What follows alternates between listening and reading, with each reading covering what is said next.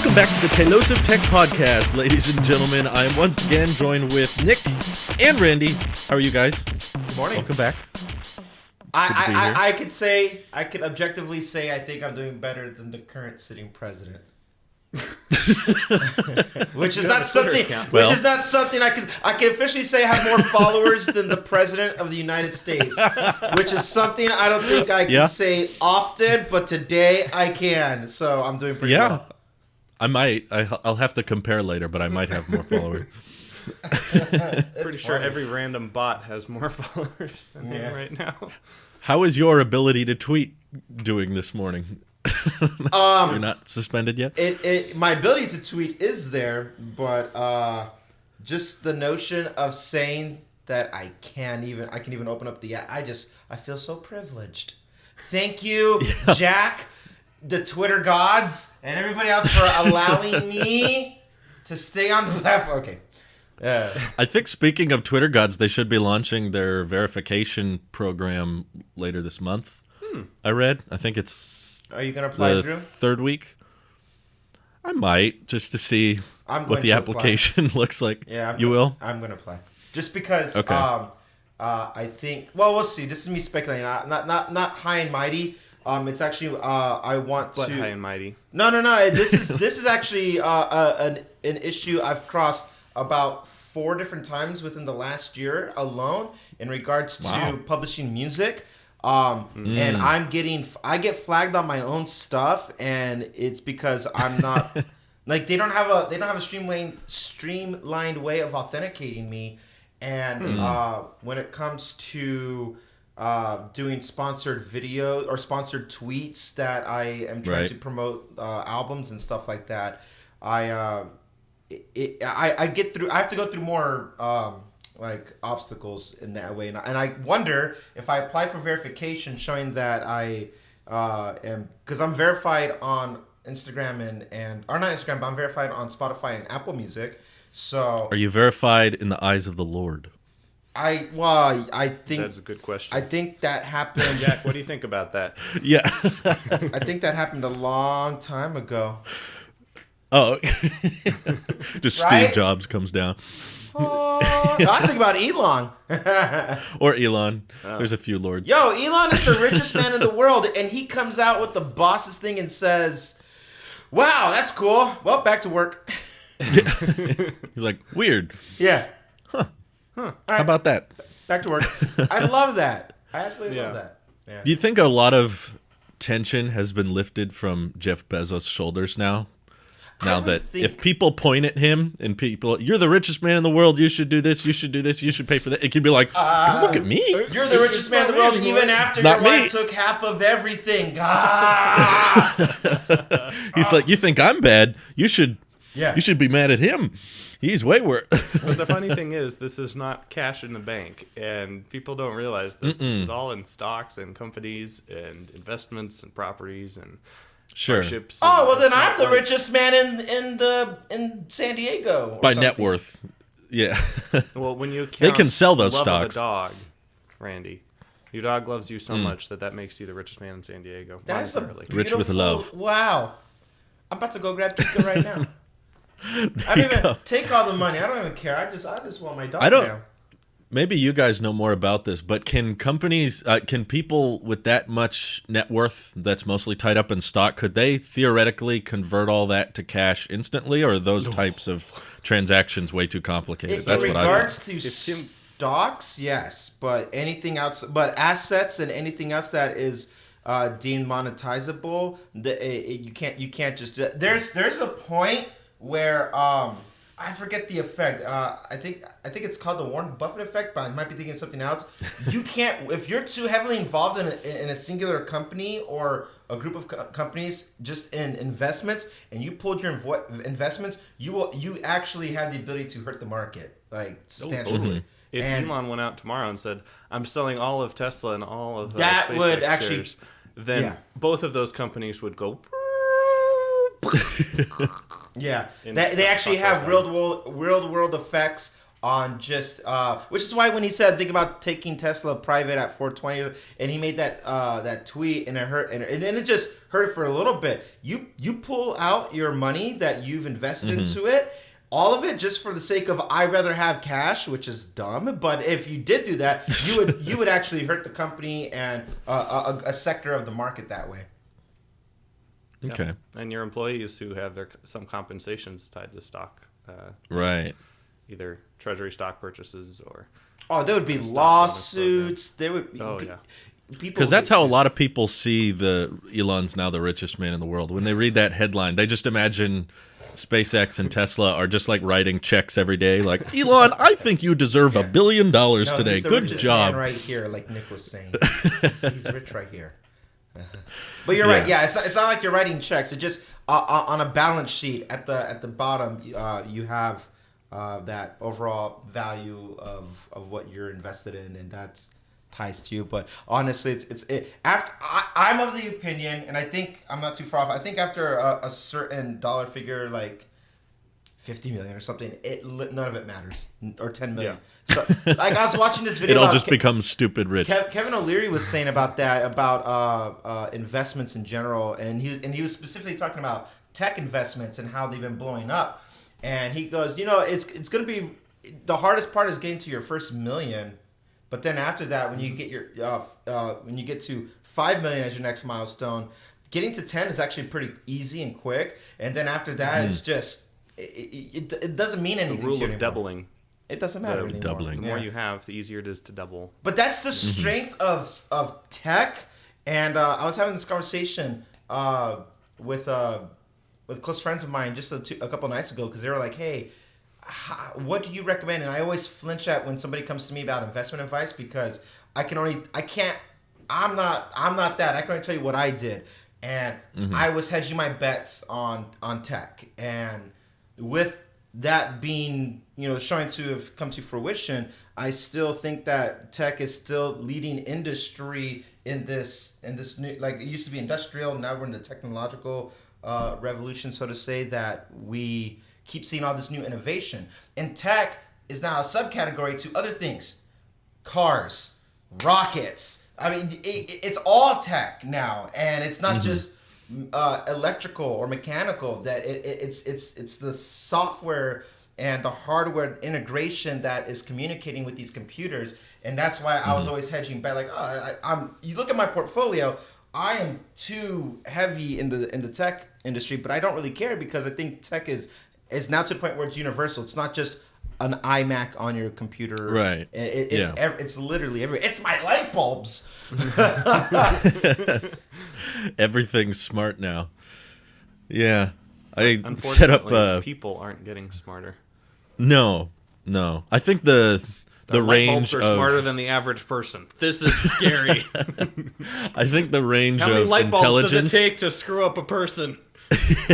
Wow. The range of intelligence and stupidity is just growing further and further apart in today's world. There are some of the smartest people who have ever lived alive today, and there are also some of the dumbest, like, in a long time.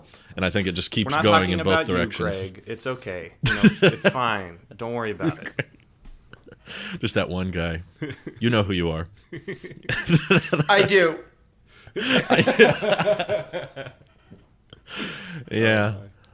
I plugged all my string lights into this smart outlet. It's like an Insignia smart plug, and the app you need to set it up is no longer on the App Store.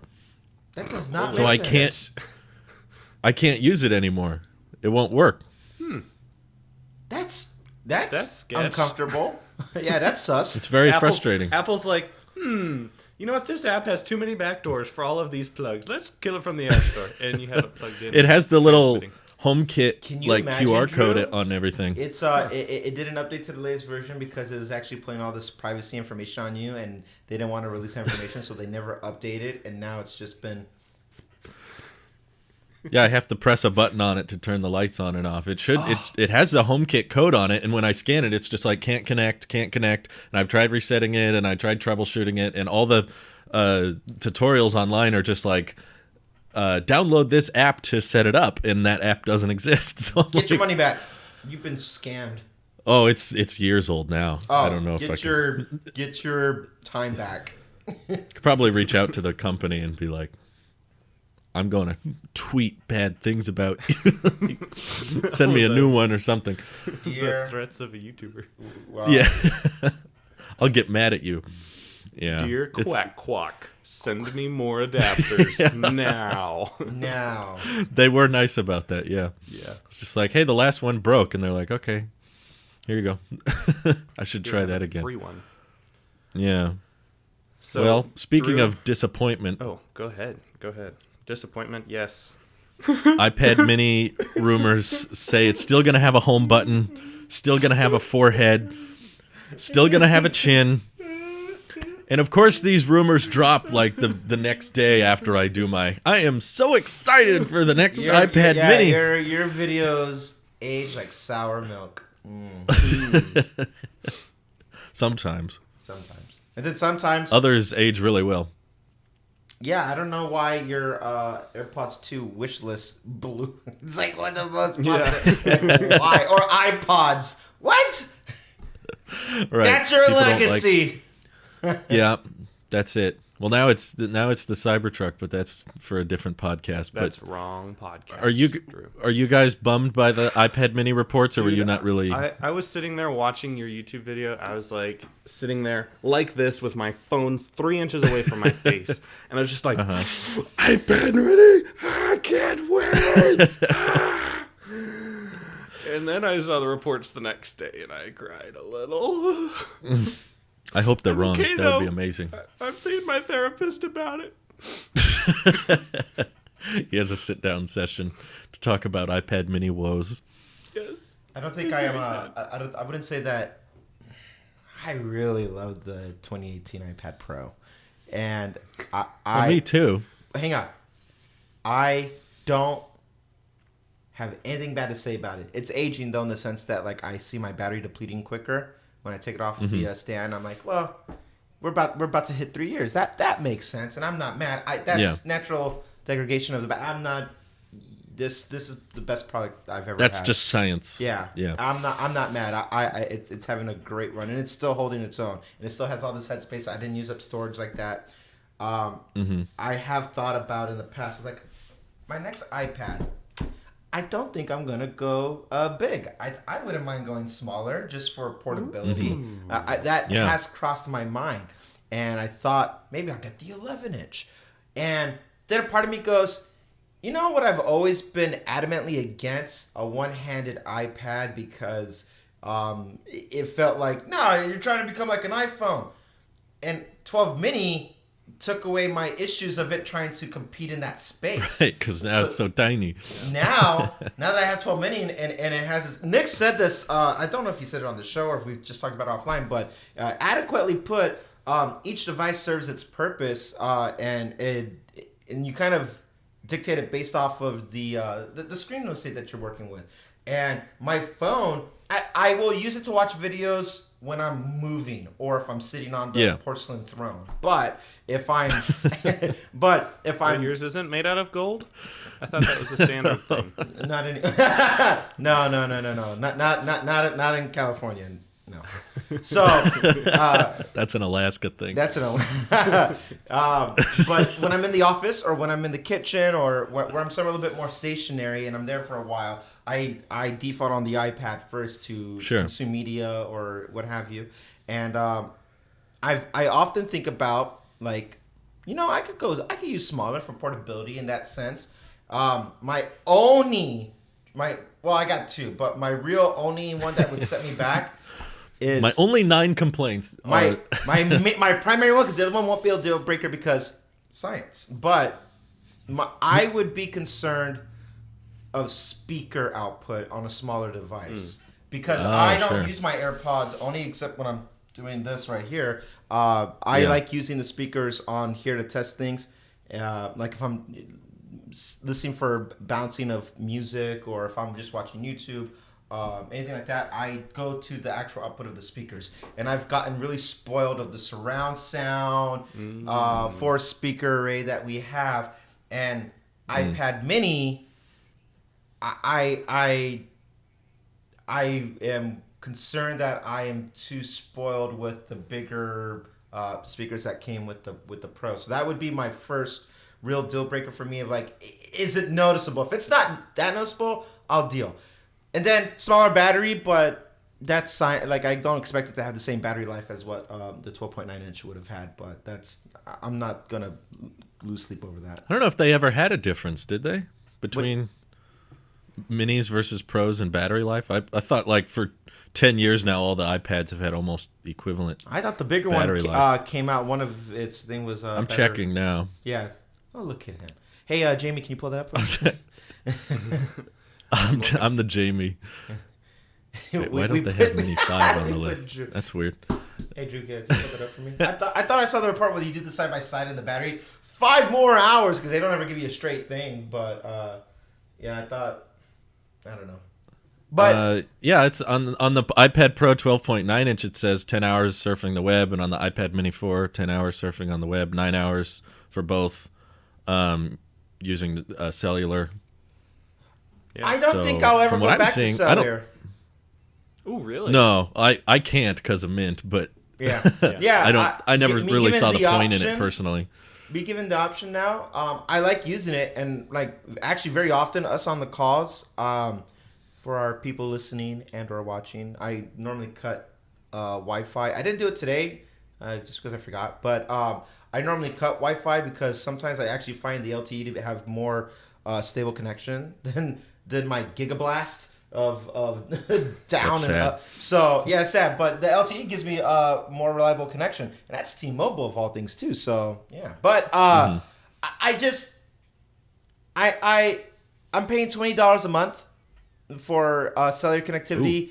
And every time like today I got my T-Mobile said, hey, your payment just posted. I look like I really like to get that $20 off. I think about it every month, but I do use it. Yeah, I would too. But I'm home all the time now, like it doesn't serve its purpose anymore. Yeah.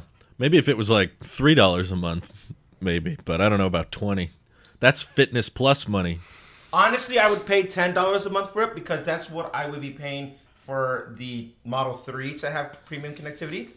And oh yeah, so that's true. Tesla is my that's the standard. So I would do $10 a month for it. But I do acknowledge that I get a lot of perks with it, $20, but it's still that's $20 that I could just save. Yeah. How about you, Nick? You still need cellular, right? Well, I'm kind of shifting how I'm creating. So it's now perhaps less LTE is less necessary. You're moving to the coffee shop.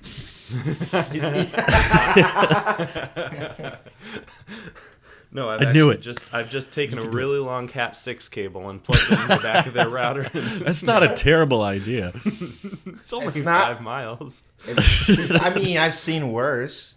Yeah, right. Desperate times. Desperate times. I'm using Final Cut for this episode. Editing, and so this is changing. It's changing up the whole.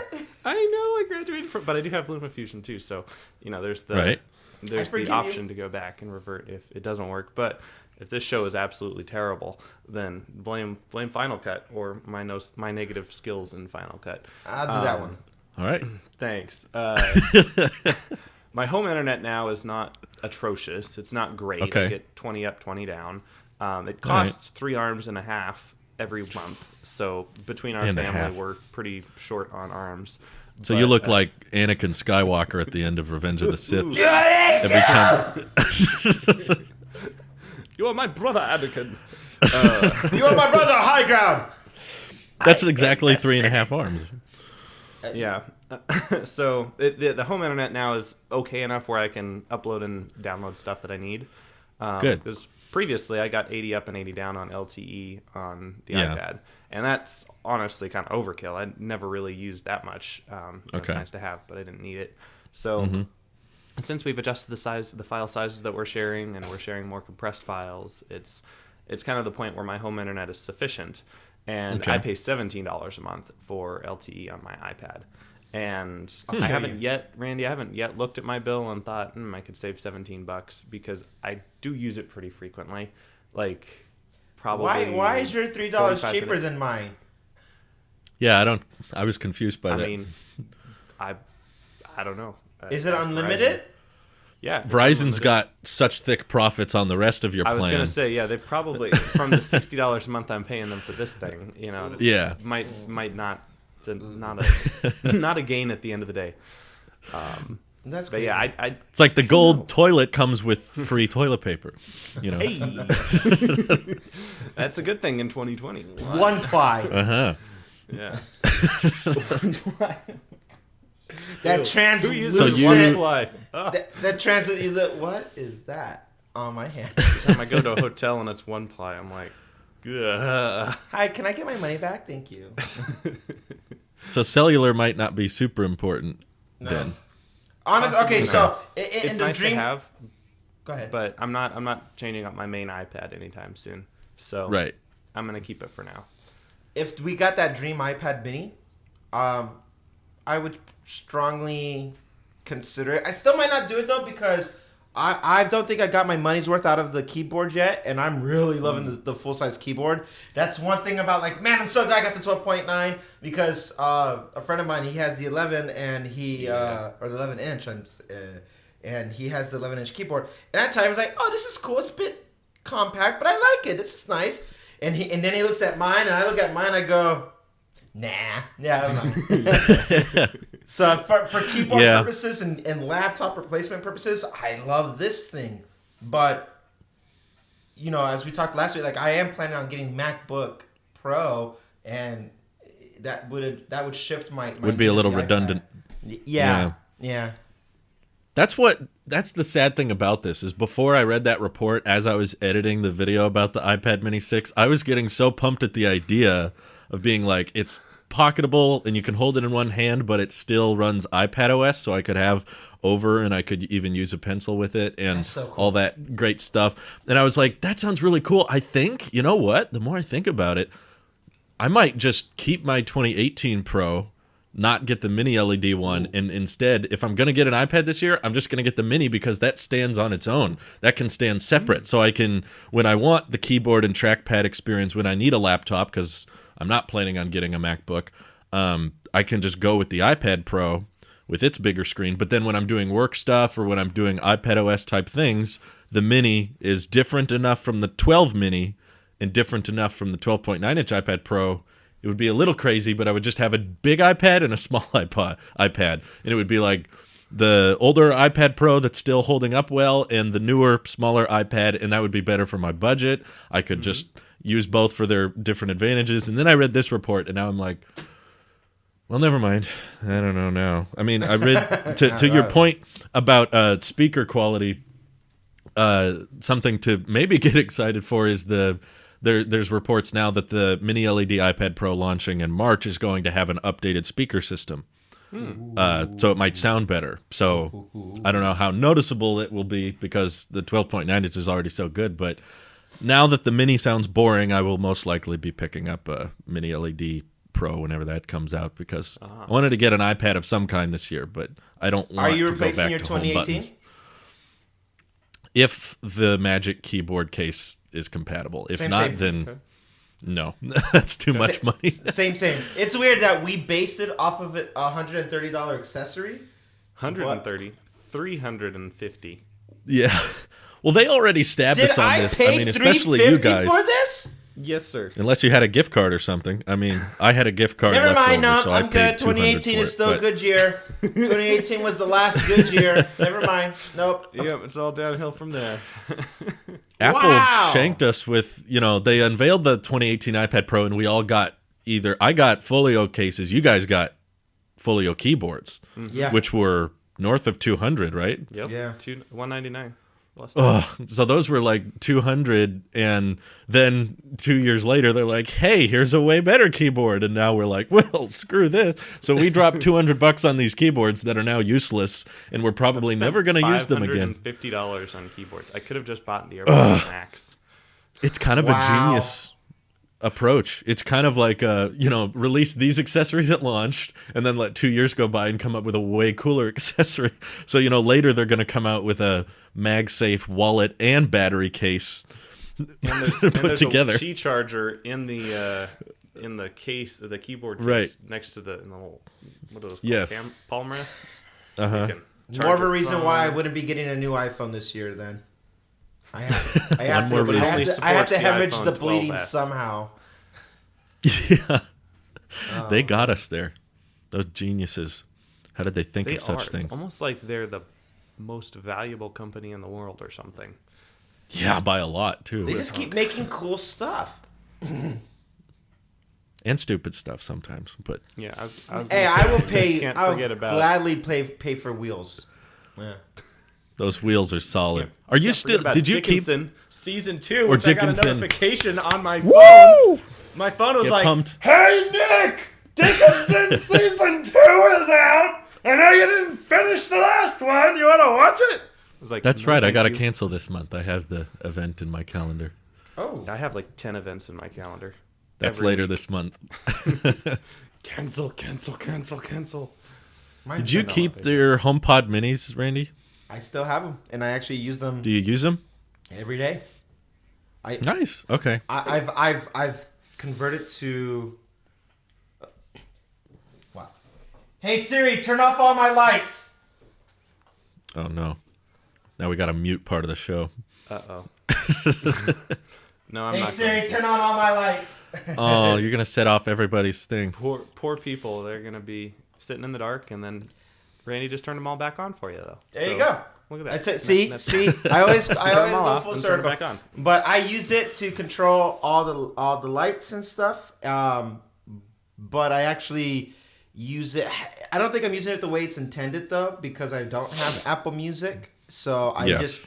just do the and Hand put it off over thing. it. Yeah. But I do play it downstairs because they are paired stereo, but that's more so that I have everything in unison because I'm listening to books right now, and wherever I am in the house, like I just hear the books going, so I'm like, this is cool. So it's my primary book playing thing, and then I do use it to. Like right now, what I've been working on is I've been working on on a lot of music. So I play things on the iPad to listen to sound output. Then I'll play it on the little speaker. I'll play it on here. I'll go in my car, and I like hearing all the different ways that I can hear it. And I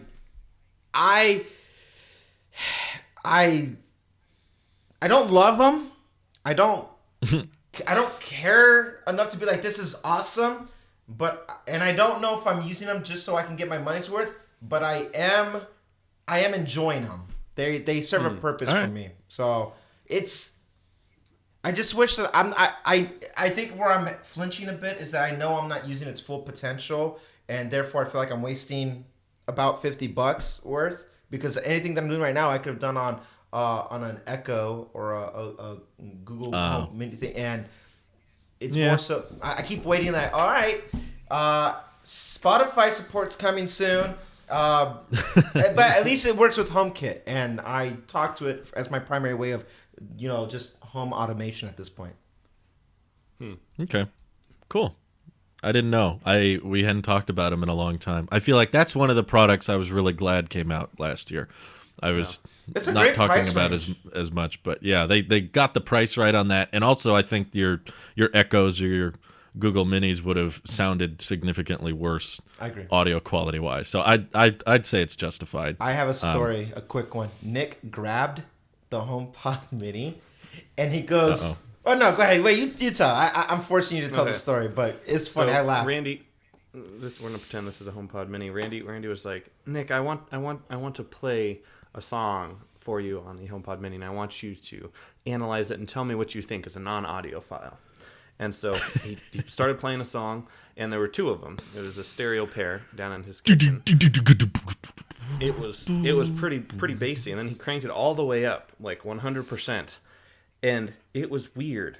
When I picked up the HomePod Mini, the vibrations of the music and just the fact that when I turned it, the audio didn't really shift. It kind of felt fixed for my ears, and I don't know if that's spatial audio or what. But it felt like I was holding a fourth dimensional portal into another room that had a bunch of speakers. That's what it felt like. It felt like You guys are laughing. You know in Interstellar they find the fourth dimensional portal and it's like a black sphere? It felt like I was holding that. I'm appreciating Drew's reaction. It was just... I like the wording. Beautiful. And my fingers were tingly, and it felt like, because of the bass, it just felt like holding the Tesseract. If you imagine what holding the Tesseract was That's like. what he said. He goes, Randy, I feel like I'm holding the Tesseract right now. That was the punchline I was waiting for. He picked it and goes, oh my God. Randy feels like I'm holding the Tesseract right now. That's wonderful. Now I want to try one. After you said that, Nick, you should be in charge of writing the little descriptions on Apple's website. If you went into that level of it's depth, like holding a Tesseract. It's like holding a Tesseract. I wish Apple had like a trade-in program because I want to give them, my old HomePod in exchange for a HomePod Mini. I know that the value is not equal, but I don't care because whatever. It's just old speaker, new speaker. That's the only way I see it. Because right now, my old HomePod is basically just turned into the living room light switch, and I occasionally hand off music to it, but my wife's working from home, so I don't blast music very often, so it's not really being utilized anymore. I sold 2 of them, but I still have that one. But if it's just going to be changing the lights, then I wouldn't mind swapping it out for a Mini. Mini, the design, I think we talked about it before, and I have not looked at the breakdown to actually confirm this, but I'm pretty sure that unlike normal speakers, the subwoofer that would have been there, the bass side, is actually sitting on top of the speaker, and the tweeters are down at the bottom, and that caused the vibration because when it shoots out, it doesn't have the same output as normal monitors or speakers would have had, where the tweeters on the top and the bass is on the bottom, and it just shoots it out that way. So holding the thing, I think Nick experiencing it with its vibrating such is because all the rumble that would have happened is coming from the top shooting down, and I think like it's supposed to like shoot down and shoot out. It's doing this motion, and I would say that even at 100% volume, it never clipped or distort. Still doesn't, and it's not the loudest speaker. Obviously, the HomePod regular one would be louder. But I'm not playing it at 100% regardless. I keep it at most around people 60, don't. 70. That's the thing. The same with the Google Home Max, or we use that every day now. And what? It no, it's been used heavily just because it's the kitchen speaker. It supports YouTube Music, which we have, and we don't want to pay just so we can have a HomePod in the kitchen. The $10 a month just so you can have a Apple branded speaker in the kitchen. But Louise likes it. She prefers the Google stuff. She has a Nest Mini in her office that she uses too. We're losing them, Nick. It doesn't sound great, but the Home Max is overbearing at, I would say, like 50%. 60%. That's when it's like, okay, that's a little too much. So yeah, the Apple's starting out with a speaker that is, party levels of rock the house at 100% is just kind of stupid, especially with the pandemic now. So making a speaker that sounds good and obtainable and quality when it's at 100% matters more to me than being like, oh, I want to turn this up so loud that I can't hear myself think, because that's what the higher end speakers do. It's a cool show off feature, but in day-to-day use, I never see people just blasting music like that. Right. Or if you do, you know about them because the neighbors hear it. No, I agree. I think it's a good hey, let me show you how loud it could get, and then you show it, and then you go, okay, now I'm just gonna turn it down because it still it rumbles and hey, look at this. All right, and when you do with the minis and you do the stereo sound, I'm like, all right, let's see how it goes. And that's what it sounds like. All right, I gotta turn it down real quick. All right, cool. So there you go. That's what it sounds like. But that's when you hit 100 is when you're showing off how loud it gets. Yeah. and it's like I said, it's not my monitors that I have on my desk substantially louder at maybe a third of the volume, but they are dedicated, they have a purpose for that. Whereas, I don't want these throughout my house just playing really loud. I just want, I want to hear, I want to listen to some books. I want to be productive. And it's a good passive entertainment accessory, and $99 I think was the perfect price point, because for $200, still cheaper than what you would have got for the HomePod regular one. You get two of them, and they kind of fit more. I hope that we do get more support with more third-party apps soon, and I hope when I get to my new house, wherever it may be, I like the idea of actually spreading them out of the house further. So as I walk down halls and stuff like that, I can still hear or listen to the book or hear music or what have you. I think that would be pretty cool. And then I wouldn't recommend the OG HomePod to anyone now. Yeah. You do or don't? I'd say there's no situation in which you... Yeah, after holding the Tesseract. And after hearing what I've heard, I haven't tried the HomePod Mini myself, but I've heard everyone's great response to it, and they're very impressed with the sound quality and stuff. I'm just like, however much money you were planning on spending on the original HomePod, just spend the equivalent of that or less on the HomePod Minis, and it will be better. Yeah. It's better to have two stereo than one regular. And if you want them throughout the house, just don't buy the original HomePod. Yeah, I wouldn't be mad if they just scrapped it. Hundreds of dollars regardless. Mm-hmm. Get a better bang for your buck. I think it's better value, and in my opinion, I think it's a better product because you could do the handoff thing. You could do other, it gives you more flexibility with it. My real complaint with the HomePod Mini, that actually Nick, you were experiencing it when you were here, and I got it fixed since then. It was a software issue with with the Home app. It was not communicating, and it was saying, like I was like, turn off all my lights. I don't seem to be connected. It does that. I'm like, don't you mean I'll grab you? I'm like, I'll come over there and smack you. Yeah. So, but it was a software issue. Don't disrespect the Tesseract. Crush the Tesseract. Get the Infinity Stone. Put it in the gauntlet and snap your finger. I fixed the software issue though. Good. There was a disconnect that was happening overall. Like, it doesn't seem to be you don't seem to be signed into your account. Yes, I am, but I got in contact with Apple. I was like, hey, am I doing something wrong here? Guy walked me through it pretty quickly, and then it's brand new again. So it was a software thing. Good. And effectively a user error on my part about not understanding the Home app the same way. You have houses, and then you have rooms, and then you have settings, and you have settings for different things. And I was going to the wrong settings for the wrong room. It's a little complicated, I must say. It really is. I don't like the Home app at all, I'll be honest. It needs a rework, because I've experienced that same kind of issue before. But yeah, I hope that... Okay, iOS 15 wish list. Add up. Make the Home app make sense, Apple. Perfect. It's weird. Too many different settings tabs. But Nick, you had some news I didn't know about. What were you teasing me with? So, we're talking a lot about minis today. We talked about the iPad mini. Oh my goodness, here he goes. The HomePod mini. He's doing We've even talked a little bit about the iPhone 12 mini. What I have to share with you today... Ooh! The Mac Mini! Yes! Oh my god, I forgot, Nick. He did it! Oh, thank God. One of us got it. It's about time. It did take a while, and... That's great. Okay. Hi, my name's Nick.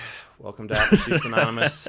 I have a problem because all day Saturday Nick. I talked about how I was not going to be getting any other Mac until the 16-inch MacBook Pro Unicorn came. And then Sunday came along, literally less than 24 hours after I said those words, and I picked this little thing up. So... Yay! Why are you sad? Don't be sad. Because it feels like an unnecessary purchase. I already have a 2010 Mac Mini, same body, same form factor, more storage. I already have a MacBook Pro. Now I have 3 Macs, and it's kind of like, but I will say, I have a Mac Mini sitting. But this my Mac Mini's in the corner doing nothing. This Mac is the best Mac I've ever used. I would hope so. Which spec did you get? Is it the base model? This is the absolute base model. It was the only one available for same-day pickup. Same day. Nice. Yeah, the reason why I picked it up is because I was trying to get ready for all of our podcast intros and outros and New Year's launches and all that fun stuff. And all of those motion projects, I've shared this last week, but the motion projects took hours, like days, to render on the 13-inch MacBook Pro that I have. The little one. Yeah. I found a 15-inch MacBook Pro that a family member had, and it was still taking on the order of a day to render one of these projects. And in the amount of time that it took to render one of those projects, I had found things that I wanted to change with the project, and I just have to start over again. And so that very long lag time between being able to see the final high-quality product and being able to edit it was almost unacceptable. So in a little bit of desperation on Sunday, I went and picked this up. It doesn't render things instantly, but Dang it. Come on, Apple. I know, right? Doesn't do instant. 1 for 1 second. But what took the MacBook Pro 16 hours to render 28 or 29% of one of these 30-second videos took the Mac Mini 2 hours to do the whole thing. So really, almost wow. 16 times improvement, like insane comparison. And another fun comparison. That's awesome. Is when actually editing the projects, like not exporting or transcoding it, but when you're moving the objects around and lights and dealing with the format of it all. The MacBook Pro would render at about 0 frames a second, and you think that's a joke, but no, it would render about every 2 seconds. It would render 1 frame, so the little FPS counter would say 0 frames a second because it doesn't know how to do decimals on the frames.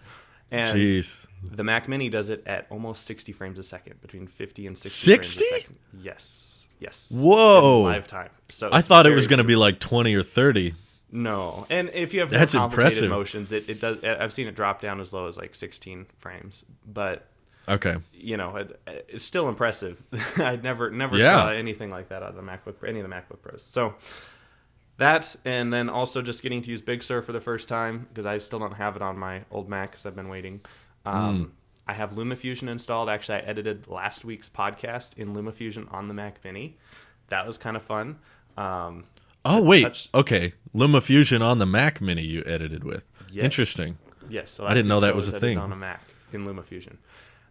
Wow. Yeah. It didn't feel natural because like you're supposed to, it felt like I was just using the mouse pad on the iPad Pro keyboard. Right. And so it didn't quite feel right. So I'm going to try Final Cut again this week. Okay. See how that goes. But congratulations. So I now That's have a wonderful. Mac and streaming. I did a couple streaming tests a couple days ago. My Mac Mini can do 1080 at 60 streams, and my internet supports it. Nice. So I am like, wonderful. I'm so happy. That's awesome. I'm so glad you got that one, and I'm glad you got the base one, because that's the one I would have recommended you get too. It's the only one that's worth anything. The storage options are overpriced in my opinion, and most people, even people doing video work like me, can get by with 256. You just keep your internal hard drive pretty clean, and any external projects go onto an external drive that you want to keep around. So. Right.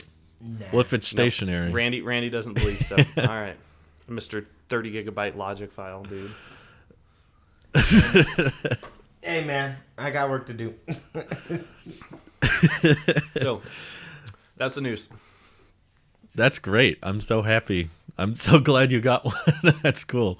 I think I'm curious to see how it ages, and also how that's awesome to hear how the M1 chip is handling motion and that type of thing. That's really, really cool. Man, I'm tempted now. I shouldn't.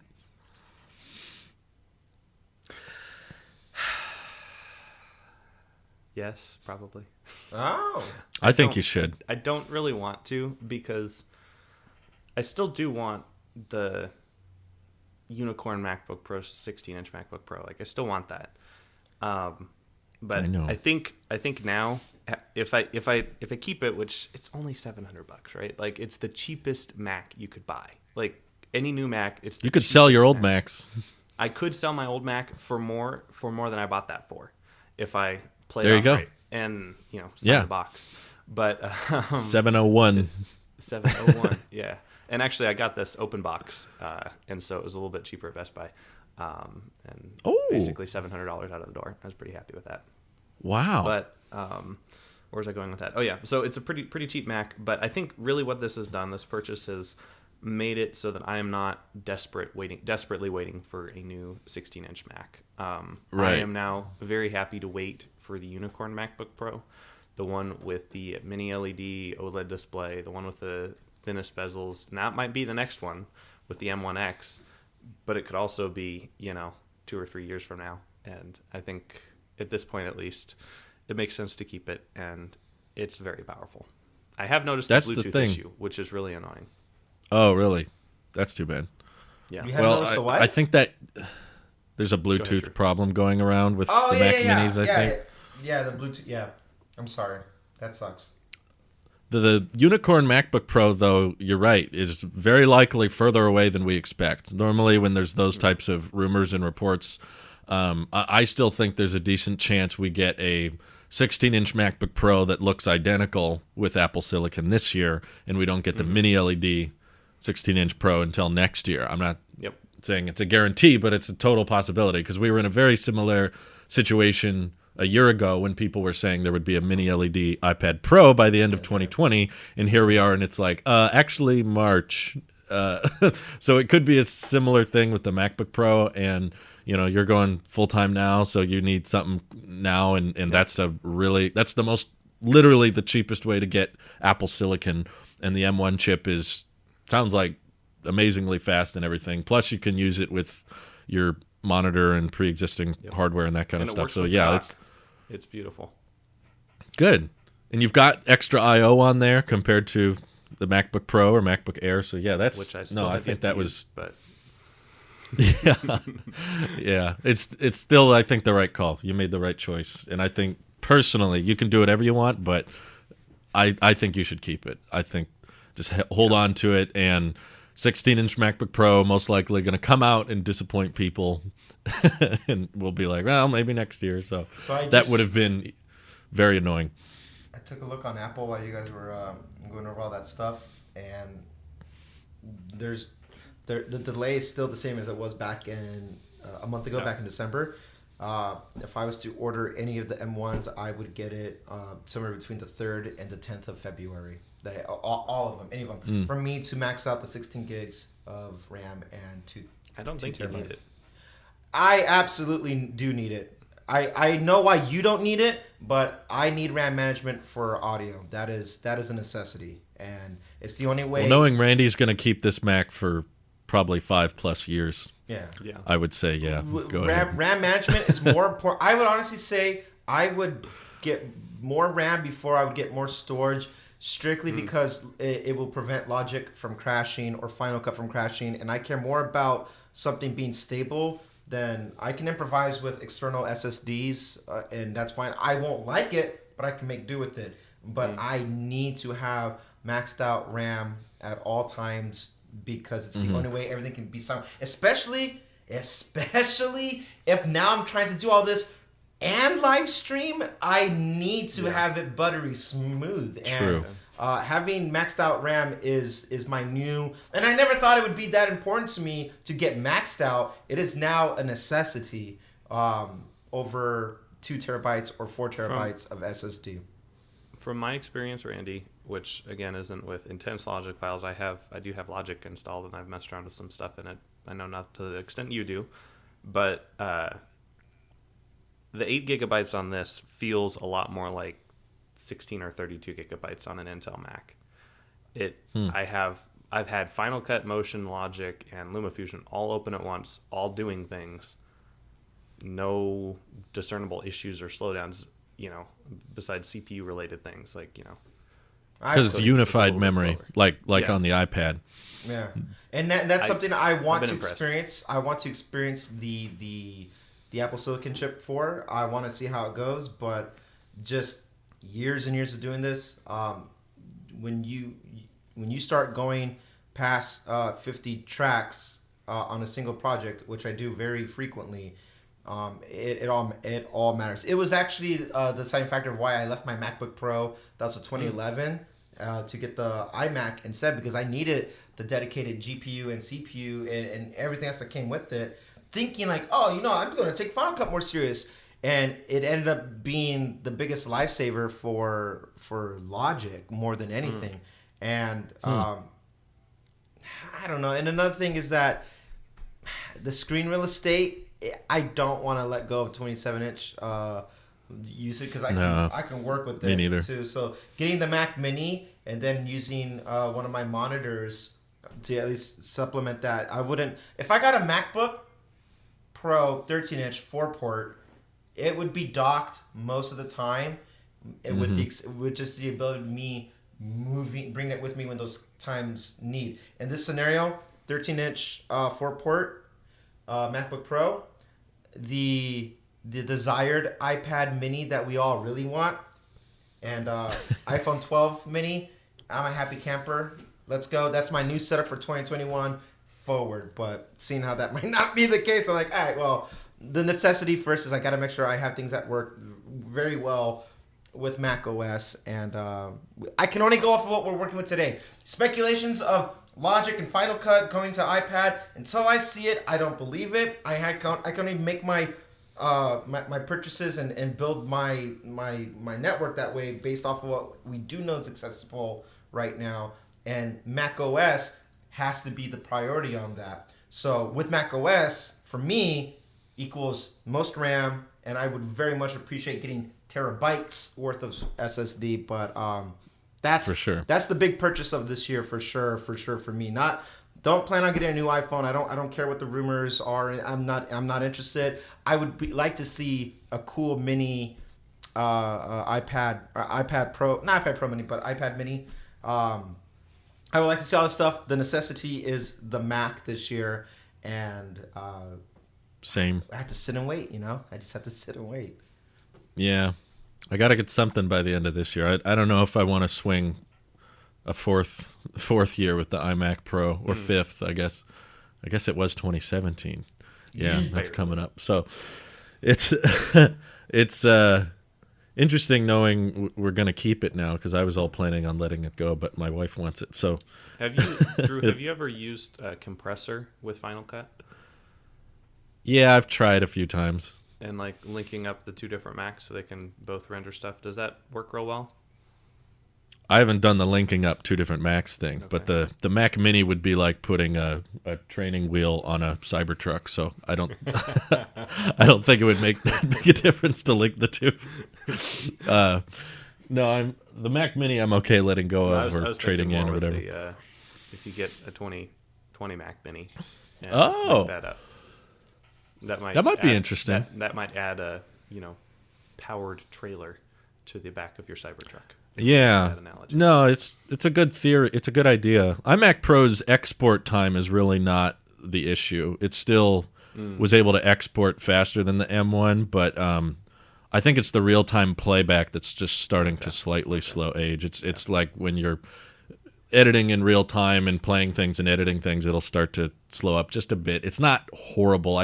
I'm probably being really nitpicky, because the truth is I probably could use this another 2-3 years if I really needed to. It's just now that I know there's Apple Silicon out there and I want a new design and all that, that's mainly why I'm in the market. But the next Mac I plan on keeping for another big chunk of time. So that's why. Well, and what do you mean by maxed out RAM? Like, what if they let you max out the RAM to 256 gig? Are you going to get that, or is there a limit in which RAM is like? I mean, I need a lot of RAM, but not quarter terabyte RAM. I would get no less than 32. Okay, so 32. What if there's a 64 option? Would you opt for that? Maybe. I don't. Depends on the price. It depends on the price. 32. Let me see now how much it costs on an iMac. I'm curious. See, the thing is, before with the iMac is I got the 16 gigs of RAM, and then I went out and bought more and put it in because it was expandable storage or not expandable RAM that way. So I did that, but I would. 64 is $1,000. 64 Yeah. gigs of RAM is $1,000 on top of the base. On an iMac. On an iMac, yeah. Yeah, it could be different on Apple Silicon, but yeah. Yeah, $1,000 to me, I 32 is 600 more. right. So there's a $400 difference. Yeah, but I based it off of remember, I'm coming into this with a price range that I'm not going to go past this number. Yeah. And allocating RAM, I can't have both maxed out RAM in the scenario that you can go as high as you want and SSD. Hi Kika. I would favor SSD, but I would at least give myself 32 gigs of RAM and have that hold me over. That's good. Just because that's when the time comes where it's aging the way I would predict.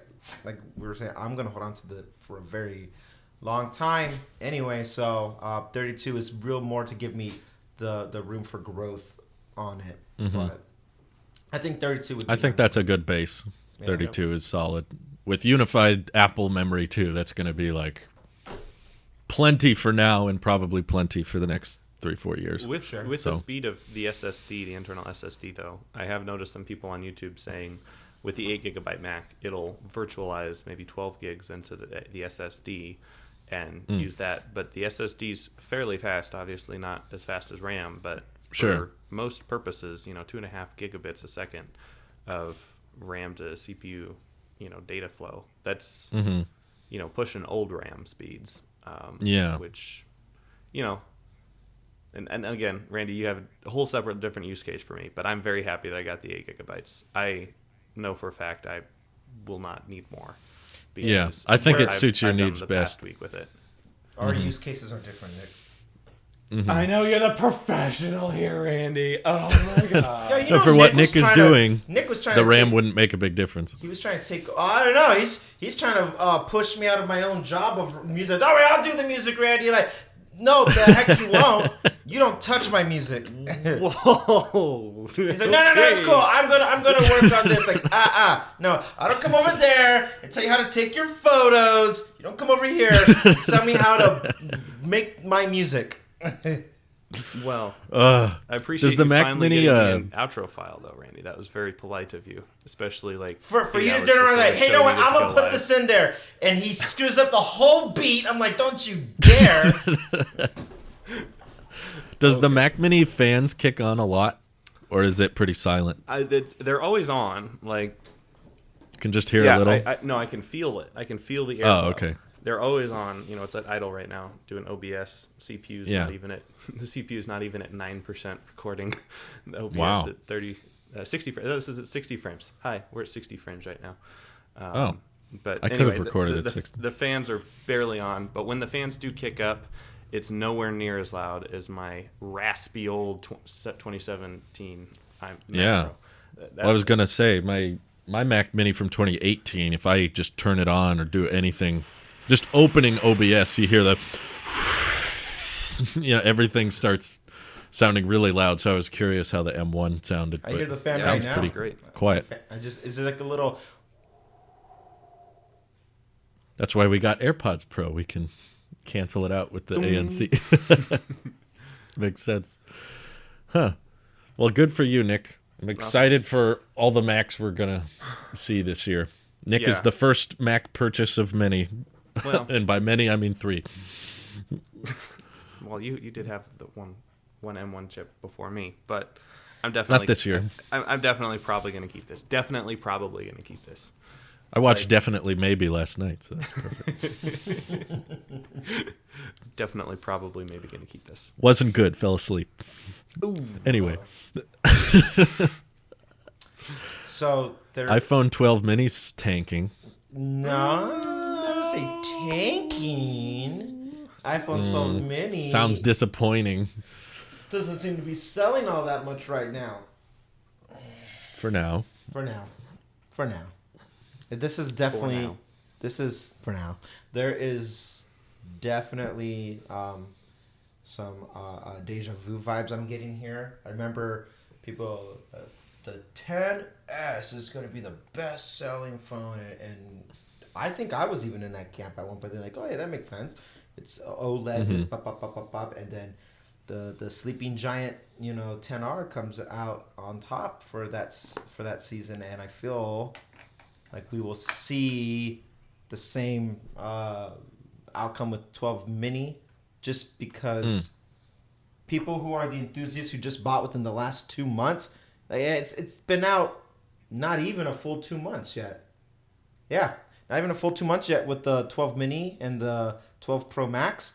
We got them November 13th.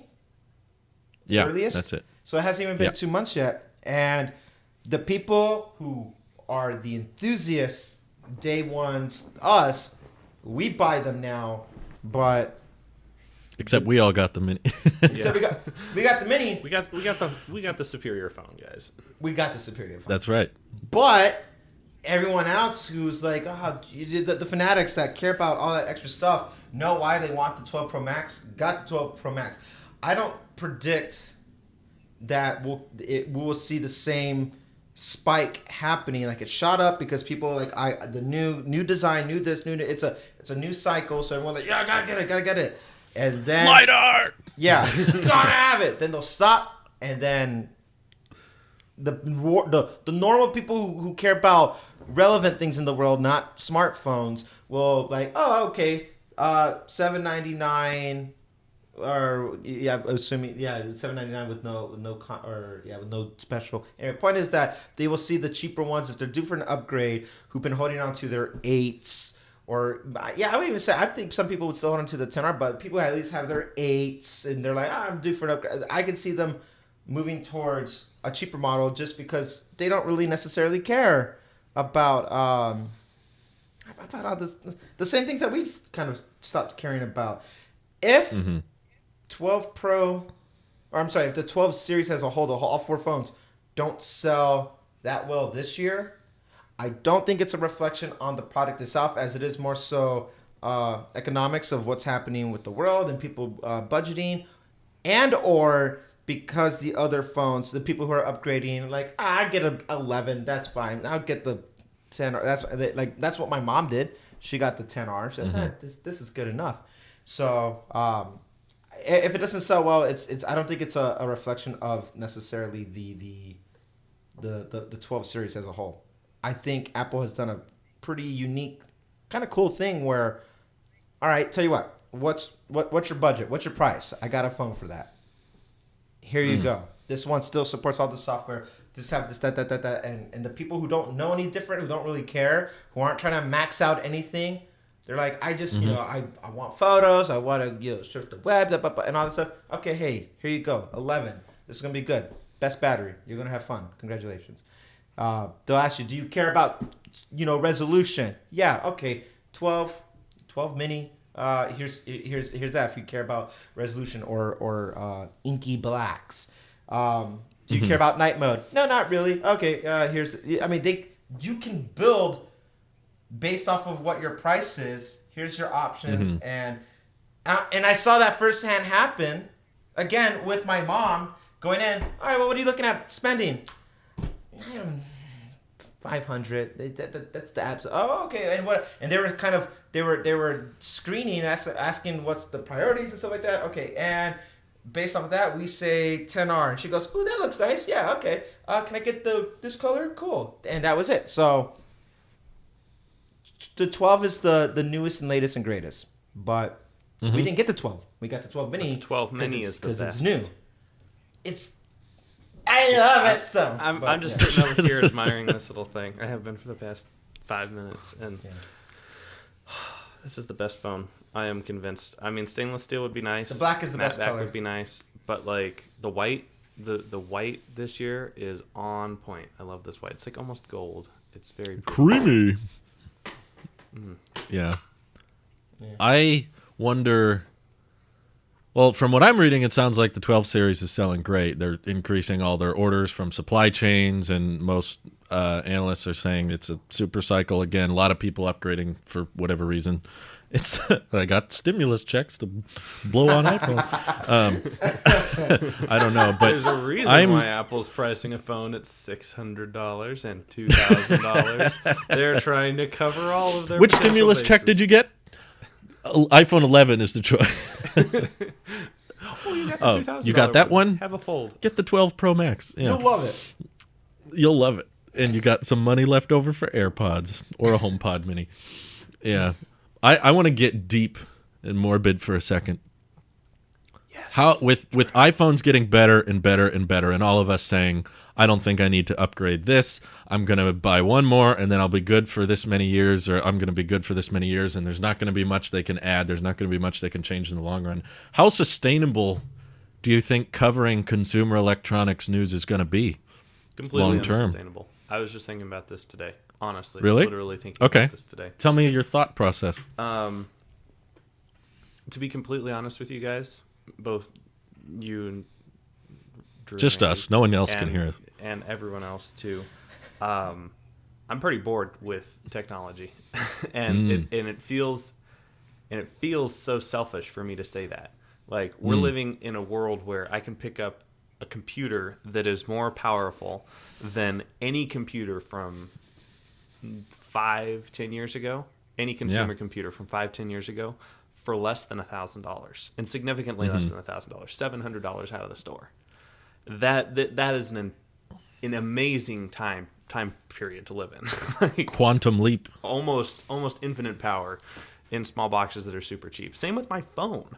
Like, this iPhone 12 mini has the same chip as the I don't know, 5 nanometer 5 nanometers. design. Okay, whatever. But they're like, this thing's super powerful too. The Geekbench on this is in the 4000s, and it's very impressive to live in this time. But at the same time, I am very, very bored and very like, it used to not take a lot for Apple to impress me. Like, I remember I was really impressed with the 3rd generation iPad, which literally the only increase with that was the Retina display. That was the only, and it got thicker, and the battery life got worse, and like, that was a bad iPad objectively. But I remember being so excited about the 3rd generation iPad with the Retina display back in, when was that, 2012, 13? I don't remember. Anyway, but it was a very, very minor update. But I was like, oh, this is awesome. I remember that day, actually. I have not felt that in a long time. Even with the M1 Mac Mini, unboxing it, opening up Motion, I was like, huh. My exact reactions were, good. Like, it wasn't exciting.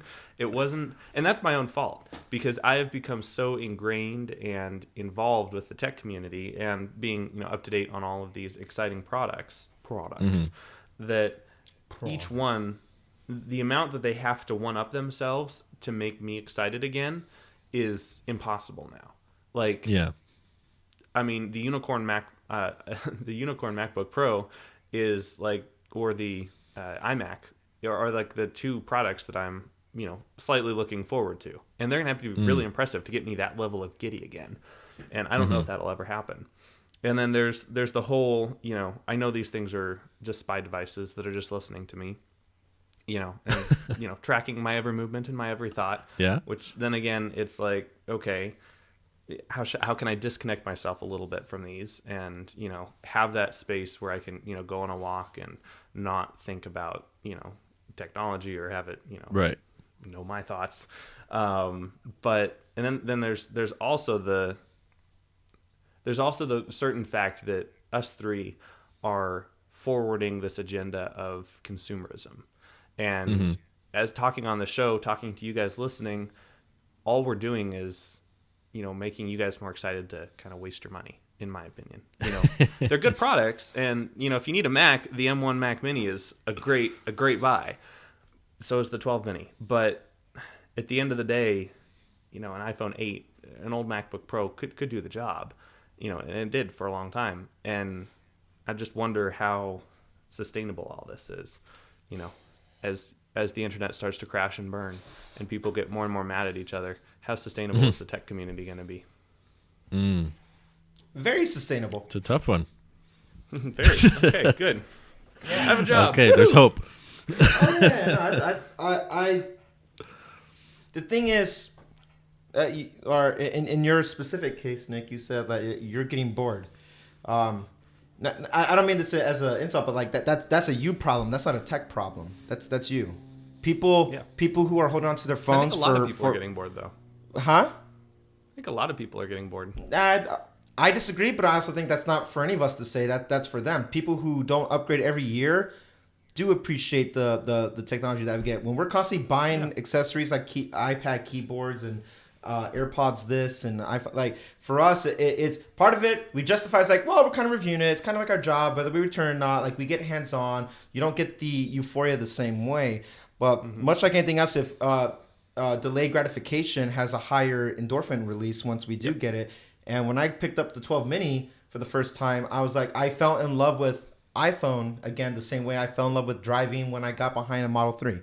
And I look for reasons to drive, and I look for reasons to grab my phone because I have that appreciation for it, because the delayed gratification of knowing that I got to get the smaller phone finally, that was my ooh. And for me, I'm like, oh, that's my use case and why I'm excited for it. I think people who listen to us, I don't think we're promoting consumerism more so than we're talking about our affection of the technology and what it empowers us today. And that's universal, whether it lives with Apple, whether we're talking about tech. What we're really talking about is, this is a tech show, or Mass is a tech show, but we talk about, we're futurists. We're always speculating about tomorrow and what we're expecting, because that, you don't burn out on that because it hasn't happened yet.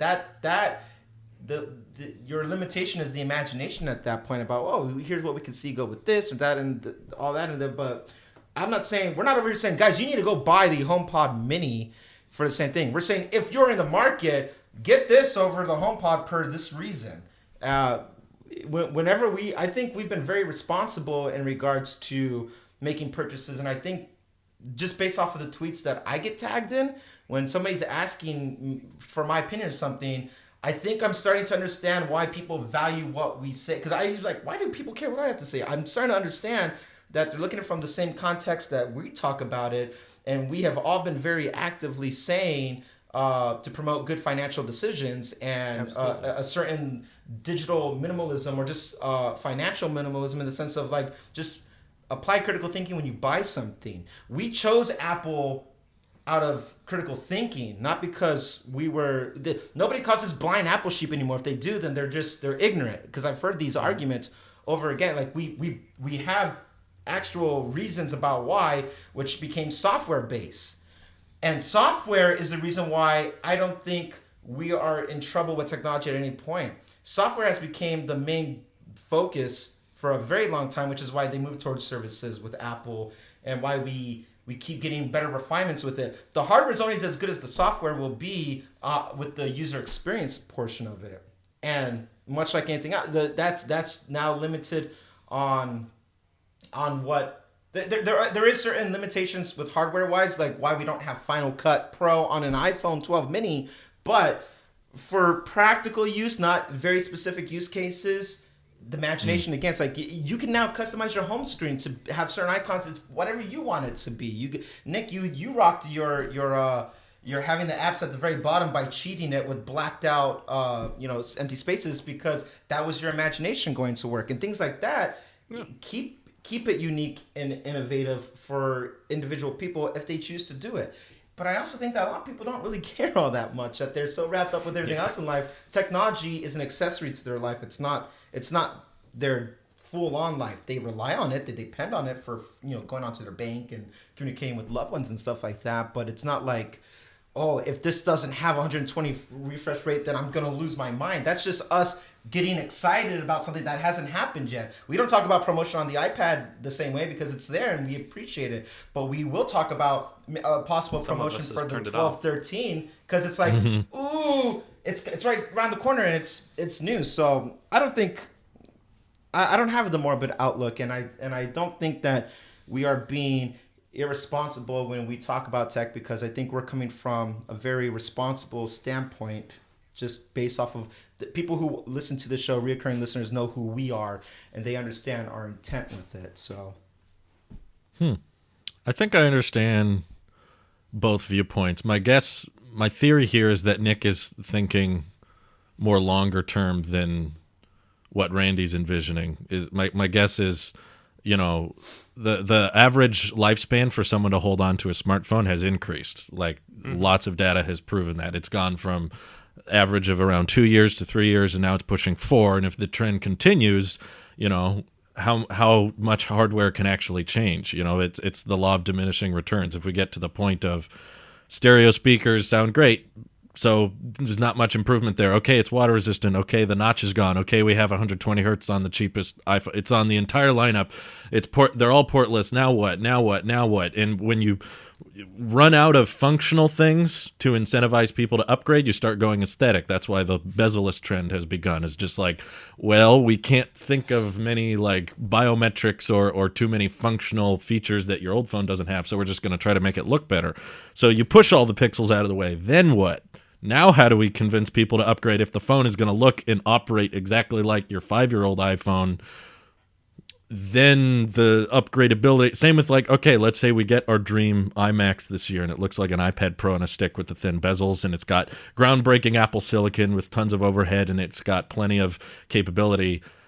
What are we upgrading for? What are we waiting for? And you know, the iOS wish list gets shorter every year when it comes to software, and we kind of get annoyed and flustered by Apple's push of services, and I get why they're doing it as a business, but from a consumer standpoint, it just starts to get annoying of like, we're going to come up with this service, and we're going to come up with this service, and this service, and please subscribe to our thing.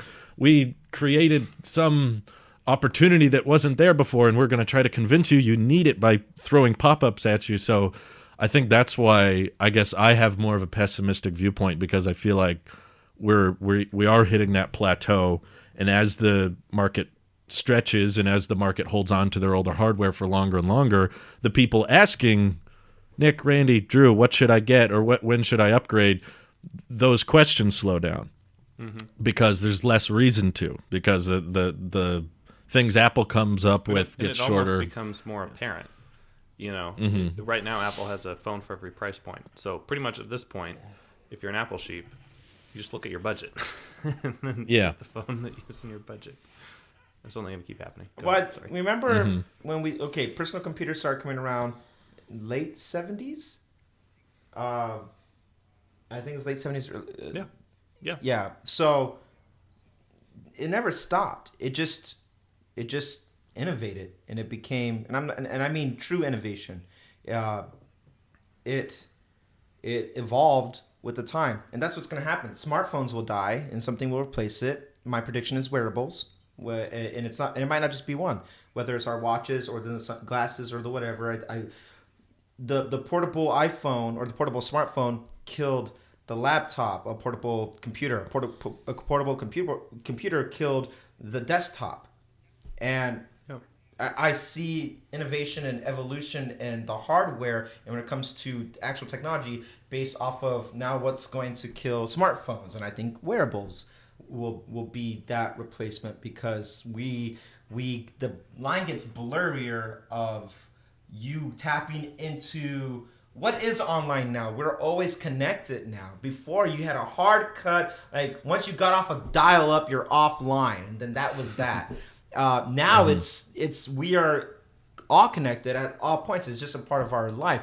How much, and it's a different conversation to talk about, you know, privacy and all. That's a whole different thing. But we are always online now, and we now the hardware needs to, and it's kept up with it. But how can we now make it more convenient, more seamless, blur the lines even more? And that's where the wearables would come in and stuff like that. So I don't think at any point with technology down the road is in trouble. It will evolve as our needs have evolved, and even about things that we can't even fathom to imagine right now what would be like in 10 years. I could in 2010. I didn't think it'd be like this. I thought we would see this part maybe 20 years from now, about how I would have never said I can work completely off of an iPad if I needed to. Because in 2010, we got the first iPad, and I'm like, oh, that's just an enhanced iPhone, everything blown up. And now it's like a decade later, it's its own true product, and it matured.